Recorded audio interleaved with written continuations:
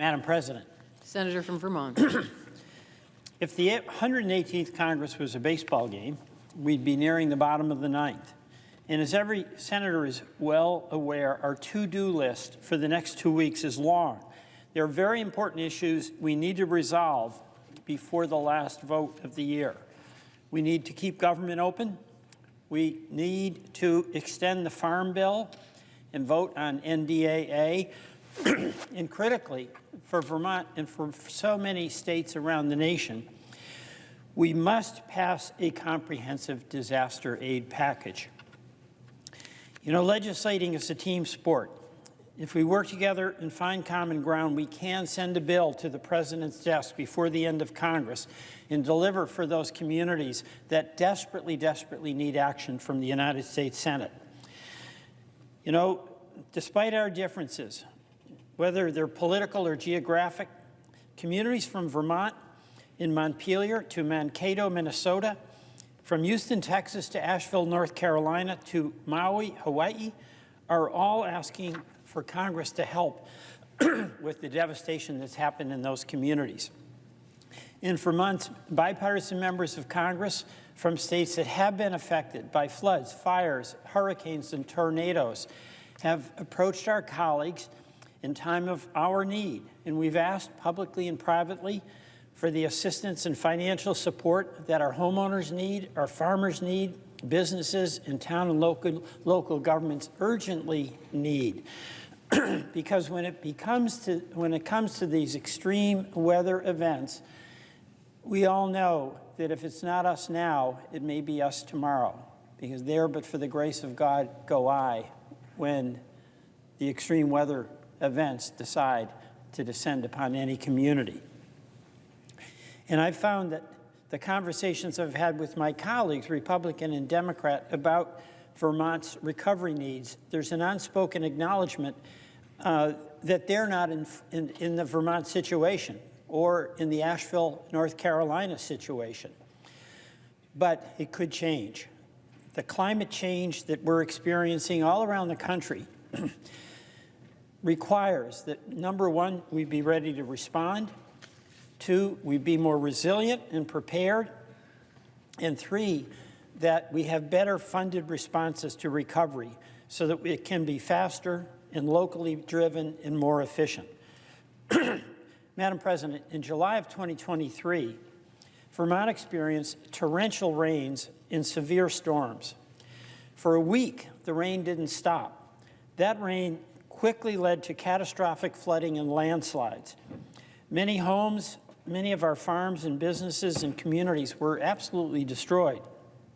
And the damage to infrastructure was fierce.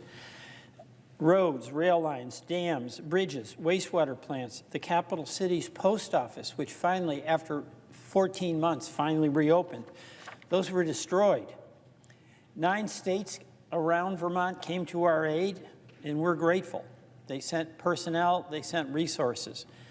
But a year after that flood in July, to the same date in July, we had another round of flooding, and many of those same homes and businesses and farms were impacted. The last time Congress passed a comprehensive disaster aid package was December of 2022. And since then, we have had more than 50 climate disasters around our country that each caused more than $1 billion in damages, a total of $155 billion in damages in rising. And we know that that number is only going to grow when we have the final losses from Hurricane Milton and Hurricane Helene, and they are continuing to be calculated. This is an environmental and an economic disaster. And these disasters have impacted communities from Vermont to North Carolina to Minnesota to Texas and Hawaii in more than 40 states and territories total. And as we all know, extreme weather does not discriminate based on state lines or political preferences. In a crisis, we are all neighbors in need. And since Congress last passed a comprehensive disaster aid bill, This is just to give a sense of how repetitive this is and how what had been an outlier event is now becoming a common event in different places around our country. These are disasters that have happened. Flooding in North Dakota between April and May of 2023. Flooding near West Point in the Hudson Valley area of New York in 2023. Hurricane Helene caused damage across Georgia and South Carolina in September of 2024. Flooding in 2023 in Central California, enormous damage to the Central Valley. Hurricane Milton slammed Florida in October 2024. Southeastern Iowa saw devastating tornadoes in 2024. Tornadoes and severe storms hit Nebraska in April and June this year.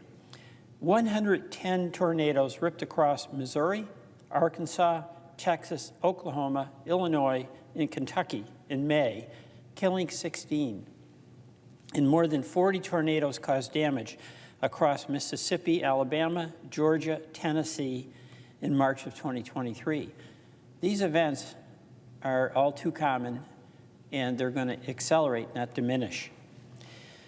So we do need to fund FEMA's Disaster Relief Fund, and we need to do that for the benefit of all Americans. And we need to provide those farmers and producers and ranchers with dedicated recovery assistance to help them with their losses so they can farm and ranch again. We need to get our communities the flexible funding, and I emphasize flexible and locally driven funding that they need through programs like the Community Development Block Grant Disaster Recovery Funding, something that Senator Schatz from Hawaii has been leading on. And we need to rebuild our infrastructure, and we have to reimburse our states whose budgets have been hammered, and reimburse our communities that have spent big to get folks back on safe roads. And we need to fix our wastewater and drinking water systems for the health and well-being of our citizens. And we have to help those small businesses. If that aid has to come sooner rather than later. The delay has already been really brutal on their ability to keep the lights on. The longer we wait to help disaster victims, the more disaster victims we will have. The list of needs will only grow. Delay hurts, it doesn't help. That's why I am asking my colleagues in the Senate and in the House to act now and act quickly for Vermont and for every state hit by a disaster since we last passed a disaster bill so many storms ago.